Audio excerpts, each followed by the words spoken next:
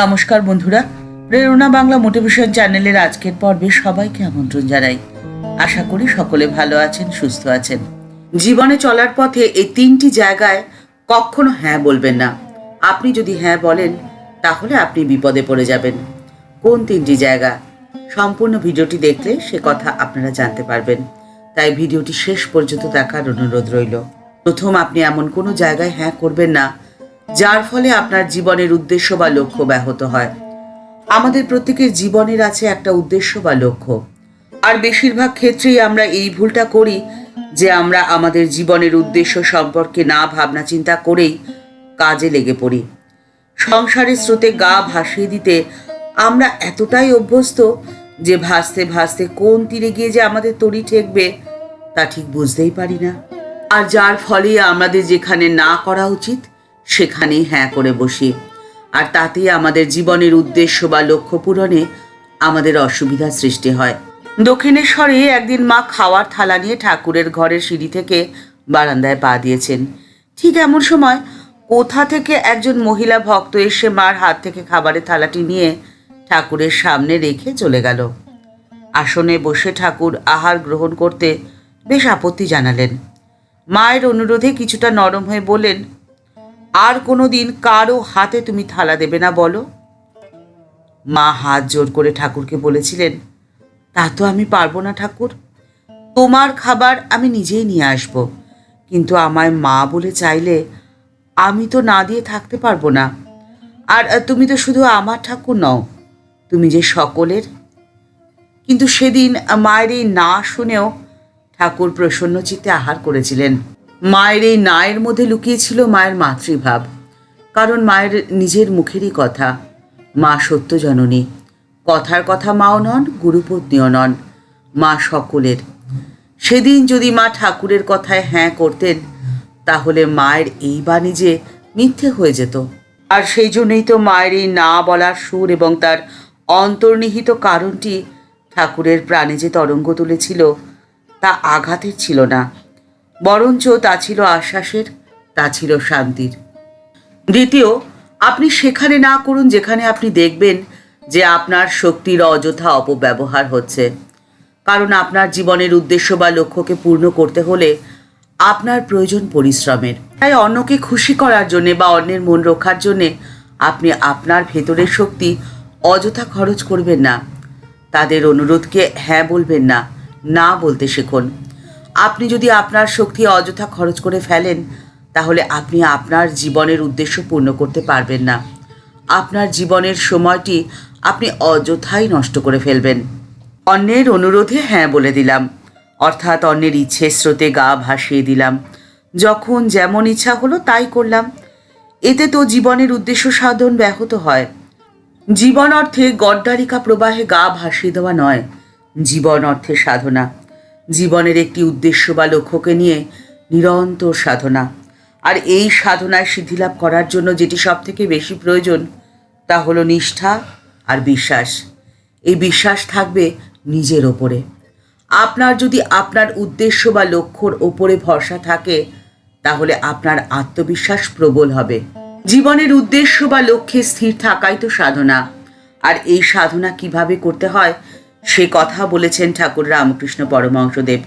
ঠাকুর বলছেন, সাধনার প্রয়োজন হয় বটে, কিন্তু জানো তো দু রকমের সাধক রয়েছে। একরকম সাধকের বানরের ছায়ের স্বভাব, আর একরকম সাধকের হলো বিড়ালের ছায়ের স্বভাব। বানরের ছা নিজে জোশ করে মাকে আঁকড়িয়ে ধরে। সেরকমই কোনো কোনো সাধক মনে করে এত জপ করতে হবে, এত ধ্যান করতে হবে বা এত তপস্যা করতে হবে, তবেই ভগবানকে পাওয়া যাবে। এই সাধক নিজে চেষ্টা করে ভগবানকে ধরতে যায়। কিন্তু আরেক ধরনের সাধক হলো বিড়ালের ছা। বিড়ালের ছা কিন্তু নিজে মাকে ধরতে পারে না, সে পারে কেবল মিউ মিউ করে ডাকতে। মা যা করে, মা কখনো বিছানার ওপরে, কখনো ছাদের ওপরে, কাঠের আড়ালে সেই বিড়ালের ছানাকে রেখে দিচ্ছে।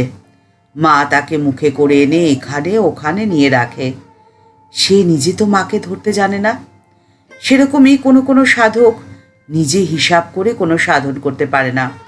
এত জপ করব, এত ধ্যান করব ইত্যাদি করে ভগবানকে পাওয়া যে বড় কঠিন। তাই ব্যাকুল হয়ে কেবল কেঁদে কেঁদে তাকে ডাকো। তিনি কান্না শুনে আর যে থাকতে পারেন না, এসে ঠিক দেখা দেন। তৃতীয়, আবেগতাড়িত হয়ে কোনো সিদ্ধান্ত কখনো নেবেন না। কখনো আচমকা বা কোনো অতর্কিত কথায় হ্যাঁ বলে দেবেন না, তাহলে আপনি বিপদে পড়ে যাবেন। যে কোনো সিদ্ধান্ত গ্রহণের আগে ভাবনা চিন্তার বড়ই প্রয়োজন। অন্যের ইচ্ছেকে নিজের ইচ্ছের সাথে আপনি কতখানি মিশিয়ে ফেলবেন, কোন কোন বিষয় বা কোন কোন ইচ্ছেকে আপনি প্রয়োজন মনে করবেন বা কোন ইচ্ছেকে আপনি অপ্রয়োজন মনে করবেন, এটা যে ভাবনা চিন্তার প্রয়োজন। অতর্কিতে কেউ কোনো প্রস্তাব দিলে তাকে কিভাবে সরিয়ে রাখতে হয় বা তাকে কিভাবে না বলতে হয়, তা জানা জীবনের একটা বড় শিক্ষা। অপ্রয়োজনীয় কাজ বা চিন্তা যা অযথাই আমাদের মূল্যবান সময় বা শক্তি নষ্ট করবে, তাতে নিজেকে ব্যস্ত না রাখাই বুদ্ধিমানের কাজ। আসল কথাটি কি বলুন তো? যখন আমরা জানি না আমাদের জীবনের প্রায়োরিটি কি, আমাদের জীবনের উদ্দেশ্য বা লক্ষ্য সম্পর্কে যখন সুস্পষ্ট ধারণাই থাকে না, তখনই অন্যের অনুরোধে আমরা নির্বিচারে হ্যাঁ বলে ফেলি। নিজের জীবনে আমরা কি করতে চাই বা আমাদের ভবিষ্যতের পরিকল্পনা কি, সেসব নিয়ে ভাবনা চিন্তা সুস্পষ্ট না থাকার ফলে আমাদের চারপাশের মানুষেরা যেটাই বলে তাতেই নির্বিচারে হ্যাঁ করে দিই। আমাদের চারপাশে ঘিরে থাকা মানুষের ইচ্ছেটাই আমাদের নিজের ইচ্ছে হয়ে যায়। আমাদের পরিকল্পনার মধ্যে জীবনের প্রায়োরিটি স্থান না পেলেই অন্যের ইচ্ছেগুলোই সেই স্থান দখল করে নেয়।